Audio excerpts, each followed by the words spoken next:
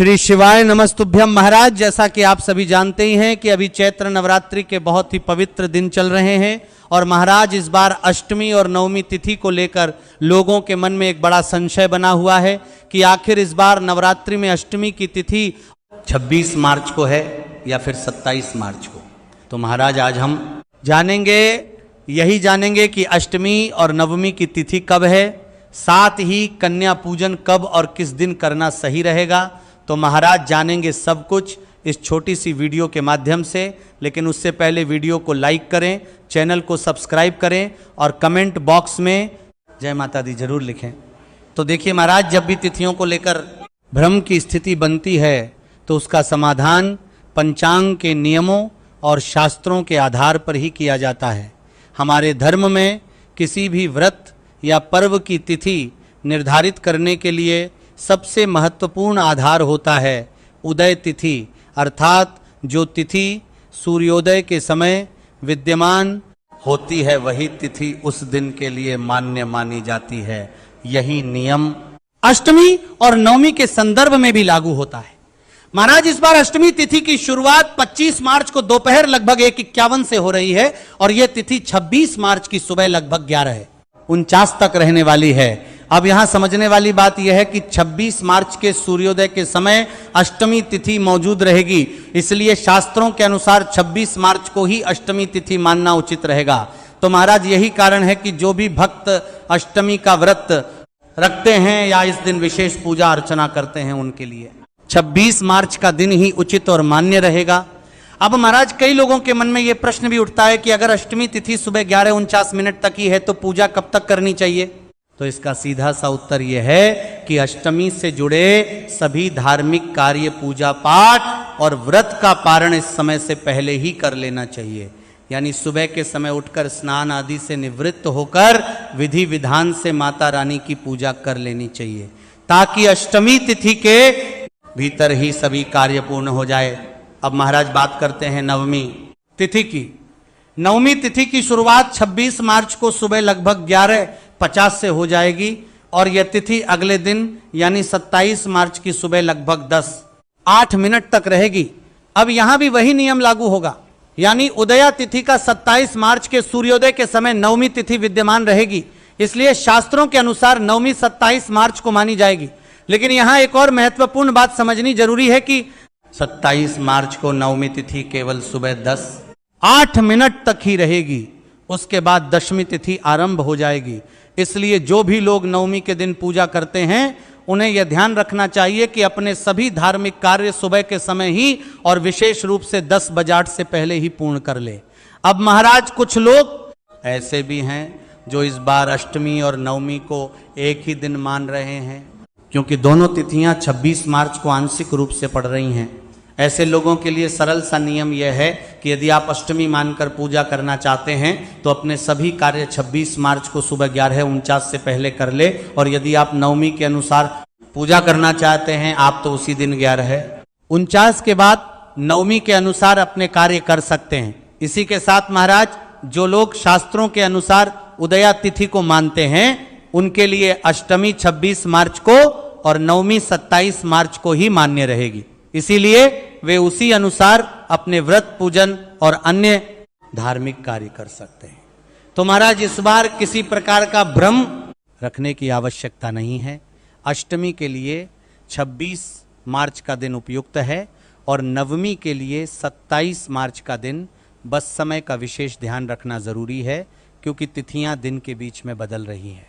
तो महाराज, अब तक आप सभी का अष्टमी और नवमी तिथि को लेकर जो भी भ्रम था वो पूरी तरह से दूर हो गया होगा।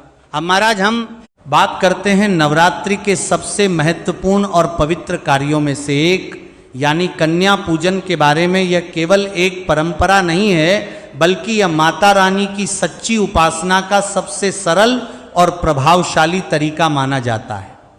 देखिए महाराज, हमारे धर्म ग्रंथों में छोटी कन्याओं को मां दुर्गा का ही स्वरूप माना गया है। जब हम उनका पूजन करते हैं, उनका आदर करते हैं तो वास्तव में हम स्वयं माता रानी की सेवा कर रहे होते हैं। इसलिए कन्या पूजन करते समय केवल नियमों का पालन ही नहीं बल्कि मन में सच्ची श्रद्धा और सम्मान का भाव होना बहुत जरूरी है। तो महाराज सबसे पहले यह समझ लेते हैं कि कन्या पूजन हमें कब करना चाहिए। वैसे तो नवरात्रि के 9 दिनों में से किसी भी दिन कन्या पूजन किया जा सकता है और उसका पूर्ण फल प्राप्त होता है, लेकिन विशेष रूप से अष्टमी और नवमी तिथि को कन्या पूजन का अत्यधिक महत्व बताया गया है। यही कारण है कि अधिकतर लोग इन दोनों दिनों में ही कन्या पूजन करते हैं। अब महाराज जब आप कन्या पूजन करने का निश्चय कर ले, आप तो सबसे पहले आपको कन्याओं को अपने घर आमंत्रित करना होता है। कोशिश करें कि आप छोटी आयु की कन्याओं को बुलाएं, क्योंकि जितनी छोटी कन्या होती है उसे उतना ही पवित्र और दिव्य माना जाता है। सामान्य रूप से 2 वर्ष से लेकर 10 वर्ष तक की कन्याओं को पूजन के लिए बुलाया जा सकता है, लेकिन यदि 5 वर्ष या उससे कम आयु की कन्याएं मिल जाए तो इसे और भी श्रेष्ठ माना जाता है। जब कन्याएं आपके घर आए तो उनका स्वागत बड़े ही आदर और प्रेम से करें। उन्हें ऐसा महसूस कराएं कि वे आपके लिए बहुत विशेष हैं। इसके बाद उन्हें एक स्वच्छ स्थान पर बैठाएं और फिर पूजन की प्रक्रिया आरंभ करें। सबसे पहले एक पात्र में स्वच्छ जल लें और अपने हाथों से उनके चरणों को धोएं। यह क्रिया केवल बाहरी शुद्धि के लिए नहीं, बल्कि हमारे भीतर के अहंकार को समाप्त करने और सेवा भाव को जागृत करने के लिए भी होती है। अब महाराज यदि संभव हो तो इस जल में थोड़ा सा गंगा जल या दूध भी आप मिला सकते हैं, जिससे इसकी पवित्रता और बढ़ जाती है। चरण धोने के बाद उस जल को व्यर्थ ना बहाएं, बल्कि उसे अपने घर में छिड़के। ऐसा करने से घर का वातावरण शुद्ध और सकारात्मक हो जाता है। जो जल बच जाए उसे किसी पौधे में अर्पित कर दें, यह भी बहुत शुभ माना जाता है। इसके बाद कन्याओं के माथे पर तिलक लगाएं और अक्षत चढ़ाएं। फिर उन्हें लाल चुनरी अगर लेकर आए हो तो उन्हें ओढ़ाएं। अब महाराज हम आगे बढ़ते हैं और कन्या पूजन के सबसे महत्वपूर्ण भाग के बारे में जानते हैं, जिसमें आता है कन्याओं को भोजन कराना, उन्हें भेंट देना और पूरे पूजन को पूर्ण श्रद्धा के साथ संपन्न करना।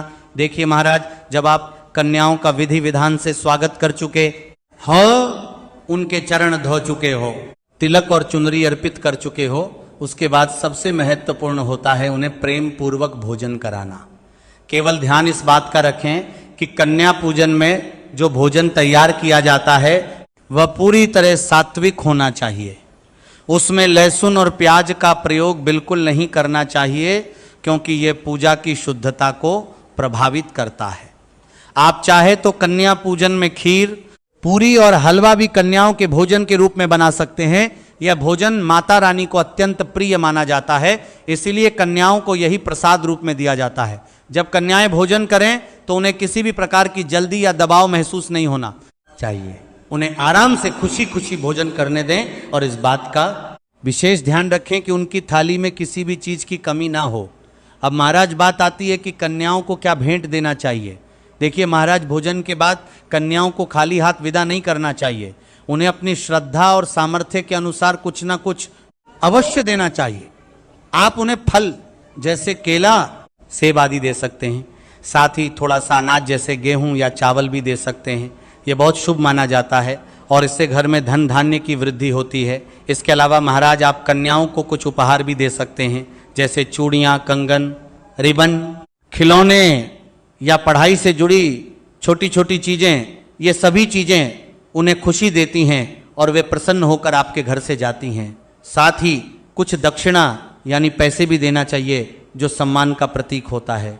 अब महाराज एक महत्वपूर्ण बात यह भी है कि कन्या पूजन में केवल कन्याओं को ही नहीं, बल्कि एक छोटे बालक को भी शामिल किया जाता है, जिसे लंगूर या लंगूरा कहा जाता है। ये बालक भगवान हनुमान जी का प्रतीक माना जाता है।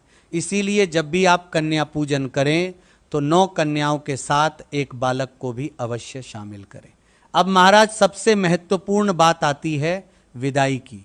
जब कन्याएं आपके घर से जाने लगे तो उन्हें बहुत ही प्रेम और सम्मान के साथ विदा करें। इस बात का विशेष ध्यान रखें कि कोई भी कन्या आपके घर से नाराज या दुखी होकर ना जाए। उनके चेहरे पर खुशी होनी चाहिए, क्योंकि यही सच्चे पूजन की पहचान है। इसी के साथ महाराज कन्याओं के जाते समय उनके चरण स्पर्श करके आशीर्वाद लेना चाहिए।